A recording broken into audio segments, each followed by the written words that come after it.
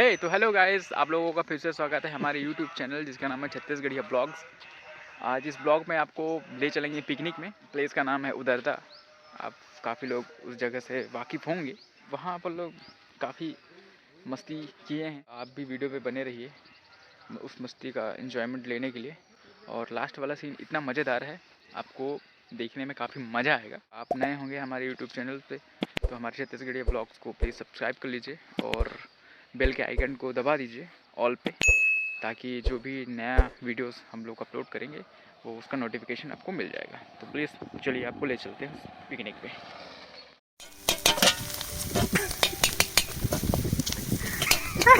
रोटी खींचो। हाँ ले लिए।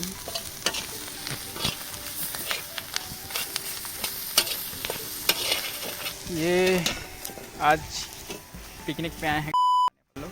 मैं आपको दिखा देता हूँ हमारे जो डिशेज़ हैं। सबसे पहले आपको मैं दिखाना चाहूँगा, ये हमारा रोटीज़ है। रोटीज़ ये इसको कहते हैं मीडियम डब्बा रोटी। उसके बाद ये पापड़ और ये बेलना चौकी है। और ये आटा थोड़ा बच गया है, इसको ज़्यादा दारू पीने के लिए। वो पानी है, नदी का पानी है। मोबाइल ही किसी का है वहाँ पे, ये है। और सबसे पिछवाड़े में और ये पीछे में जो है वो चिकन है। और सबसे बेस्ट डिशेज आज का जो है आपको मैं दिखाना चाहूँगा सर। आप दिल थाम के बैठे, ये देखिए ये सबसे